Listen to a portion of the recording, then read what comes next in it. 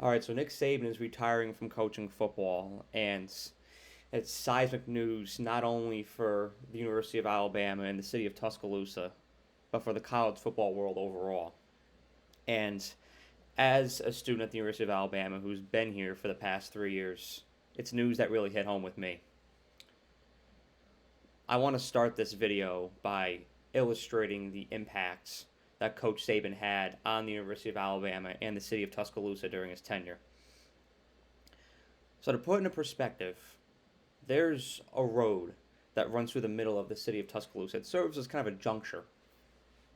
It's called Queen City Avenue. In the late 90s and early 2000s, you didn't really wander past Queen City Avenue because there's nothing past it. If you went to UA, you stayed in the general area that surrounded UA and its campus. Well, fast forward to 2023, there's an entire downtown section of Tuscaloosa past Queen City Avenue now, and there's bars, there's restaurants, there's clubs, there's a movie theater, there's Babe's Donuts. If you know, you know. You name it.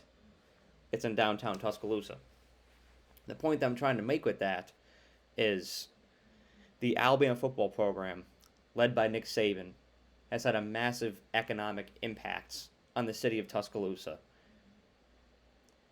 Its population has skyrocketed since Nick Saban has been here during his tenure, and the city of Tuscaloosa will be forever grateful for the growth that it's experienced in the past 17 years since Coach Saban has been here. The University of Alabama has become a national brand during Coach Saban's tenure. People from all over the nation go to Alabama. I'm from upstate New York. I made the decision to transfer to Alabama to be a part of this, to be a part of the culture that was forged here at UA. From up in upstate New York, damn near Canada, I came down here to be a part of this, and I'm forever grateful for it.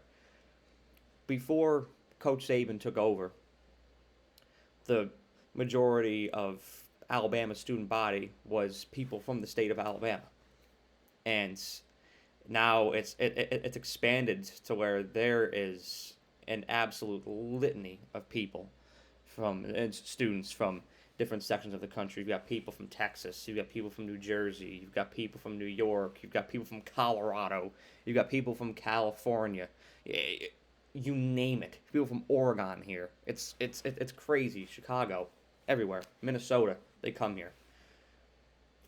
UA's become a national brand.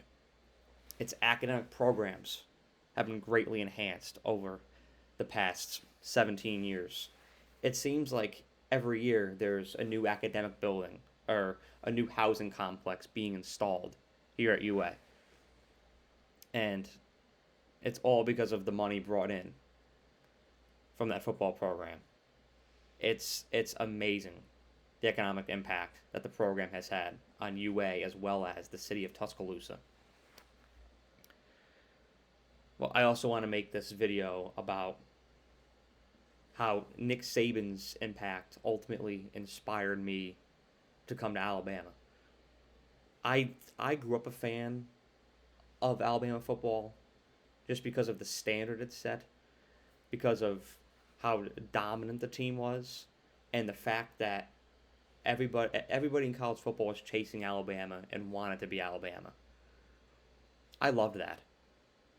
I loved that there was a dynasty, and I was fascinated about it. I wanted to learn the intricacies of it, why Alabama was great, what made it great, what are the nuances behind it. That's what ultimately inspired me to come down here. So I wanted to see, what is it all about? Well, I was fortunate enough to intern with the Alabama football team this summer from June to August.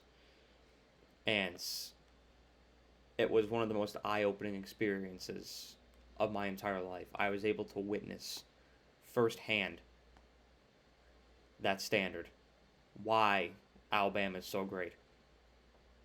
You walk into that building and you automatically feel the temperature in the room. You can feel the standard. It motivates you to be your best. It's a trickle down effect. The way everybody in the building carries themselves. There's one thing on everybody's mind. There's a singular focus. And that's dominating and maximizing every day. But more importantly, it's about process. And that's what I admire most about Nick Saban. And that's what I was able to gather from his leadership style was process-oriented thinking.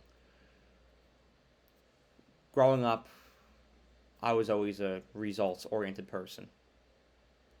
You know, grades, mile time, you know, the number of hours I sleep in a night, the amount of calories I consume in a day, just results, numbers, and all those things are great. But it's about process more than it is outcome. You know, the views on my videos, you know, the likes on my food reviews, those are the results. When you get infatuated with those things. But it's more about the process. If you get so enamored with the process of something that you're passionate about, the results naturally come. But you become so deeply connected with your craft that nothing can separate you from it. And that's the amazing part about it. That's the way Nick Saban related to football and to coaching. And that's the way that I aspire to relate to my craft here, making videos, talking college football. It's a process. Research, taking notes, ensuring that the sources I'm gathering information from are reliable. Writing a video, scripting it out, and then coming on here and delivering it with confidence and moxie, and then editing it to make it look appealing, putting together a good thumbnail. That's all the process. And if I'm not committed to that process, I'm not maximizing every step of it, I will not perform the way that I want to. That's what I learned from Nick Saban's leadership style and consistency. Nick Saban is the most consistent person I've ever seen. It's unbelievable. If you can do something consistent, you will be great. I've tried to inject into my life. Waking up every day and getting that work. Running 4 miles a day. And if you do that for 2 straight months, your physical transformation will be amazing. That's how I started running. I'm a huge runner. I started going from 1 mile to 2 miles to 3 miles to 4, 5. Consistency. You do it every day, you get better. Nick Saban's consistency was amazing, and it transcended massive changes in the sport. Every year, when the landscape would change, when the way college football operates changes, Nick Saban sticks to his process. He's consistent with his process. And Alabama continues to crank out wins in SEC championships because of it. You look at 2009, 2011, 2012. You see every year double-digit wins every year because Alabama never veers away from its process. Alabama is not impacted by external factors. They do an amazing job at blocking out the noise and focusing on what they need to do to be successful. That's one of Coach Saban's favorite lines. Identifying what you need to do to be successful. It's the name of his book. How great do you want to be? You make that choice every day by how you go about your process. You show how passionate you are about something. Not in how you talk about it, but in how you go about it. And how you commit to the process. And how you become a student of the game of whatever craft you're in. If you do those things and you're consistent with it, you'll consistently win, just like the Alabama football team did. Even through changes like the transfer portal, like NIL, like Alabama's roster this year. A lot of amazing players went to the draft. There's a lot of uncertainty about the quarterback situation. Alabama was still figuring things out in the first month and a half into the season. Finding identity on offense. Who are they on defense? There was this past season perfectly encapsulated the Nick Saban process. Figuring out all those things, doing what needs to be done to win, to succeed every week, even if it's not pretty. Doing what needs to be done to win every week. That's what Alabama did, and they built confidence week by week by week. There was a process. The process got them to the SEC championship. The process got them to the Rose Bowl. Unfortunately, there wasn't a national championship this year, but the process got them that far. The process got them to the Rose Bowl. And that's what I take away from Nick Saban. Consistency, process-oriented thinking, and the concept of how great do you want to be. That's a choice you make every day. And the choices that you make in life reflect your commitment to what you want to become. This is something that's going to have a seismic impact on the sport of college football. Somebody else's head coach will be hired to be the next head coach at Alabama. It's probably going to come out rather soon. That's the way this football program operates.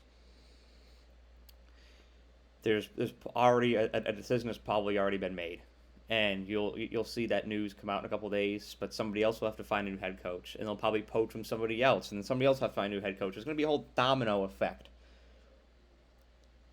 But there's going to be a college football season without Nick Saban. It's like an NFL season without Tom Brady. We just had the first one of those this year, and it felt weird. Next year's going to feel weird.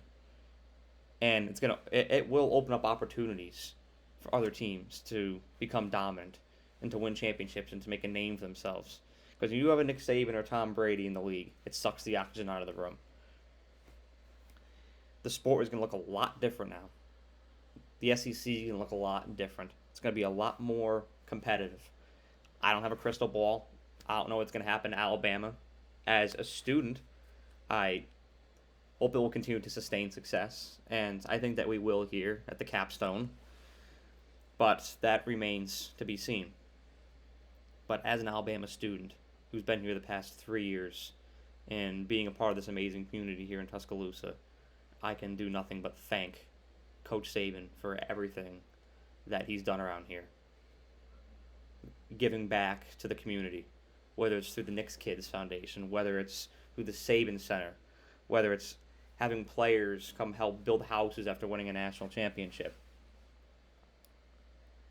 The impact that Nick Saban has had here, not only on the football field but beyond, will never be forgotten. The academic impact. There's been over 100 football players that have gotten master's degrees since Nick Saban has been coaching. The academic standard that's been set by that program is unbelievable. And that's through leadership. That's through a standard that's not going to allow you to fail and will undoubtedly make you the best person you can be. And Nick Saban was always concerned not only about a player's success on the field, but off the field after the playing career was done as well. Connecting them with opportunities, whether it's in the sports worlds, in the finance worlds, in medicine, whatever it is. Nick Saban always had his players' interests in mind professionally, and that's amazing too. But I just want to take a moment to thank Nick Saban for everything. The impacts on Tuscaloosa, UA, and the college football worlds overall. He'll never be forgotten. It was crazy. In front of Bryant-Denny Stadium, there's a statue of Nick Saban, and students gathered last night to to thank him pretty much, and they're putting flowers down, a box of oatmeal cream pies. That was his. He had one of those every day. Put them down at the foot of Nick Saban's statue. There's drums from the bands. sorority stickers, you name it, it was all there. And that goes to show how much he's loved here. The impact he had will never be forgotten. So, Coach Saban, thank you for everything. Have a great day.